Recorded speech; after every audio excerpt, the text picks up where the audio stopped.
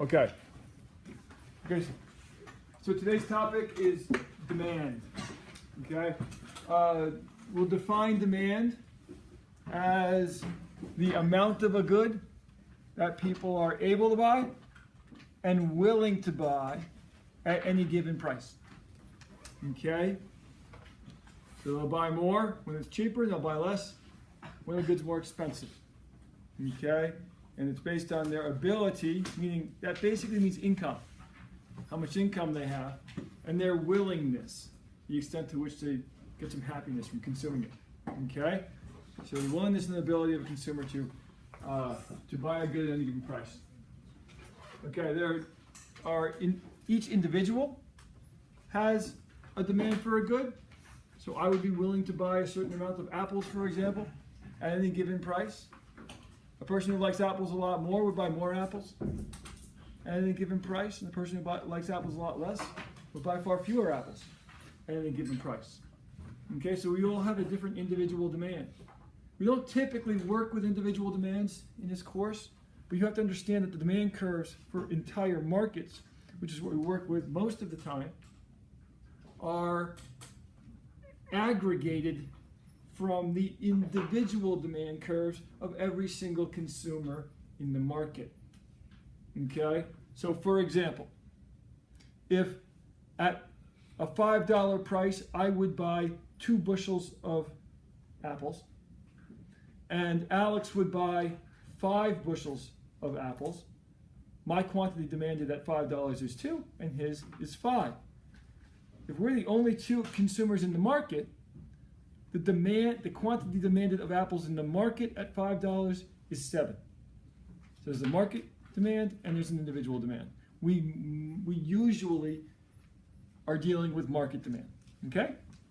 Now, let's sort of think about demand a little bit. Okay, demand. We graph demand on what we'll call a supply and demand diagram or supply and demand graph. Okay, so this is the next model. We've done circular flow. We've talked about production possibilities, and now we'll work with supply and demand, which we'll be working with most of the time this semester.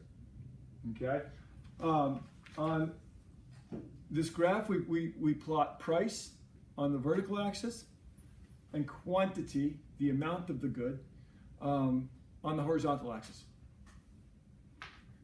Okay. Now, let's think about the concept of demand. Okay. Someone give me a good. I've been using apples. Cheese. I love cheese. All right. Okay, cheese. So, and what kind of cheese? Parmesan. Yeah. Parmesan. Okay. So we'll say like a block of Parmesan. Okay. Cheese block of Parmesan. No, I don't want to use Parmesan. I want to use Mr. Ho's chicken, Szechuan chicken, spicy chicken, right? Do you still make that? Yeah. Okay, let's use Mr. Ho. Mr. Ho's spicy chicken. So much for the cheese. Yeah, that's bad. So just imagine it's a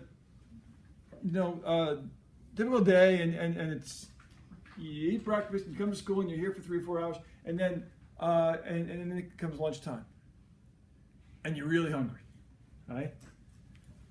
And so you go down to Mr. Ho, and you say, "I want some chicken. I want your special spicy chicken, Mr. Ho." And you might be willing to pay. How much does it cost? $4. Okay. You might be willing to pay $7 because you're so hungry. So for that first plate of chicken rice, not chicken rice, of spicy chicken or whatever it is, I really like this chicken rice. But it's not as good. There's a hawker stall across the way over here. It's great chicken. I think it's the best chicken rice in Singapore. So Mr. Ho's isn't as good as that, but it's good enough when I don't feel like leaving school and getting sweaty to go get lunch. So $7. You might be willing to pay $7 for that first plate of chicken. Now, that first plate of chicken makes you really happy. Why? Because it satisfies your hunger. Okay, so in economics we would say it gives you utility. Okay, so you can think of utility as a synonym for satisfaction or happiness. Now, how do we quantify that? Typically, we put a dollar value on it. So whatever you would be willing to pay, in this case $7, it gives you about $7 worth of happiness. Okay, satisfaction or utility is the term we use. All right, so $7. Now, you finish that plate, and are you still hungry? You might be. My son's 8 years old. He's a growing boy. He might eat 4 or 5 plates of Mr. Ho's chicken, I think. And so that second plate, does it make you happy? Yeah, it does, because you're still hungry. But does it make you as happy as the first plate? No, it doesn't quite sort of satisfy your hunger the same way the first one did. It's still good, right? It's not quite as good. So maybe for that plate, you would pay something like $5. Okay? Now you have another plate.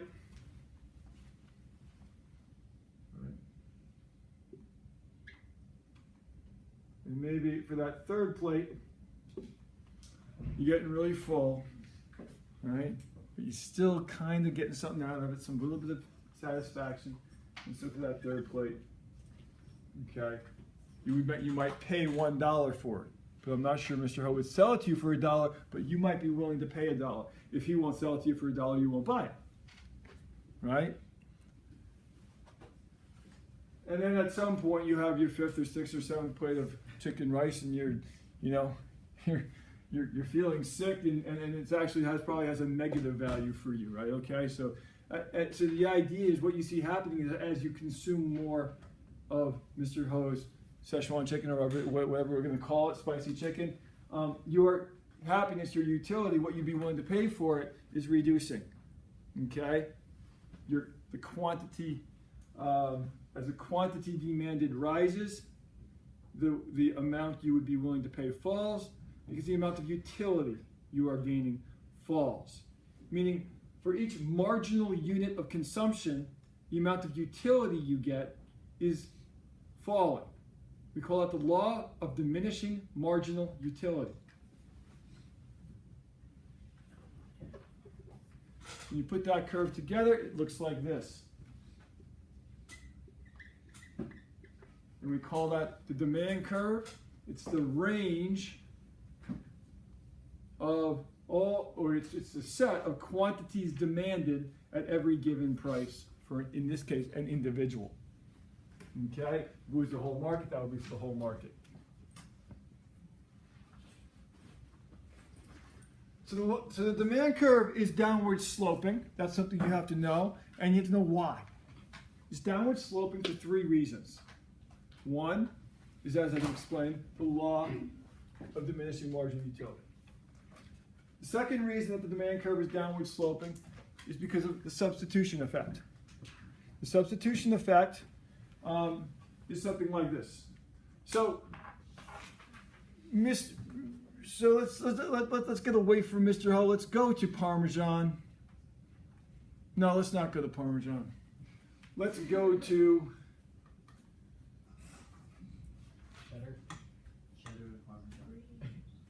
no,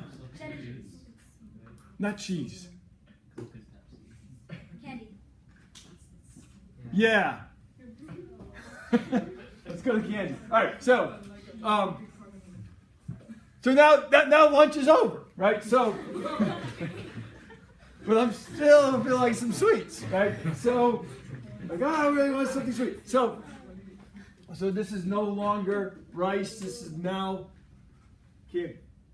So I would love some gummy bears or something like that. I want some candy. And so you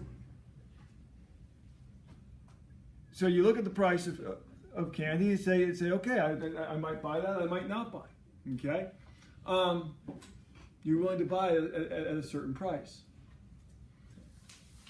The price of candy, say currently in Mr. Ho's kitchen, you can pay. You can't get candy there anymore, can you? Because we're all politically correct on the sugar now. Don't tell anyone I said that. I know it's going to go on the internet. Right? So anyway, So the price. So let's say it's like $4 for a bag of candy down in Mr. Ho's cafeteria, and the price of candy rises to $5 or $6 or $7. Well, all of a sudden, maybe you're not willing to buy the candy, right? But you still want something what? Sweet, right? And so you look elsewhere because the price of candy has now risen relative to other sweet things like ice cream, say.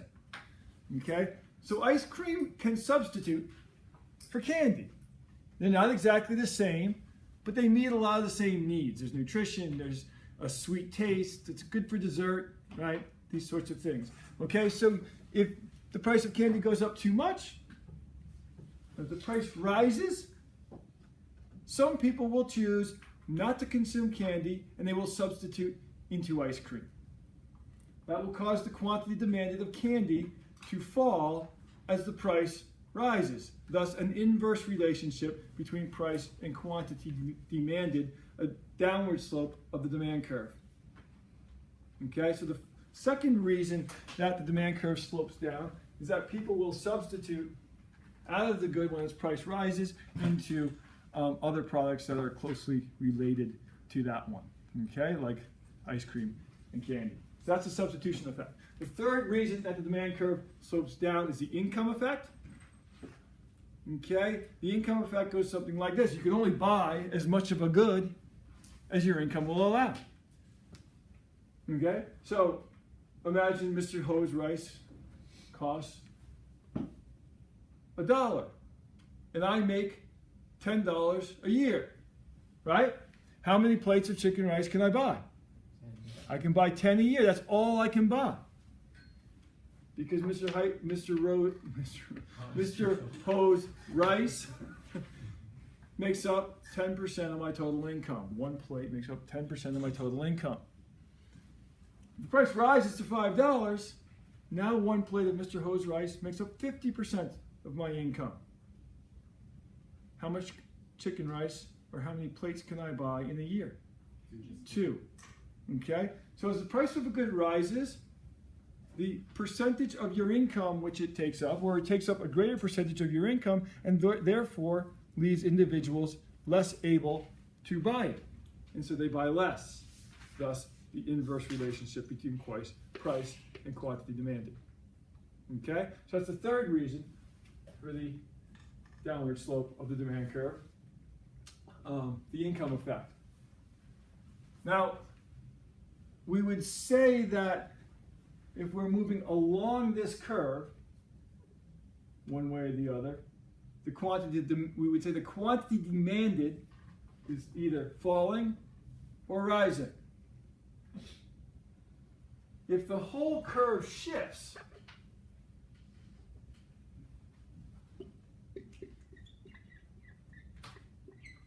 we would say there's a change in demand, or in this case, an increase in demand. So to know the difference between demand and quantity demanded, okay? Quantity demanded is an individual point. Demand is the whole curve. In this case, we would say there was an increase in demand, or a rightward shift in the demand curve. So know that vocabulary. If I were you, I would always say increase and decrease, not up and down. Increase and decrease, because you'll see when we get to supply, up and down can be confusing. So just get into the habit of using the term increase and decrease. In this case, we have an increase in demand.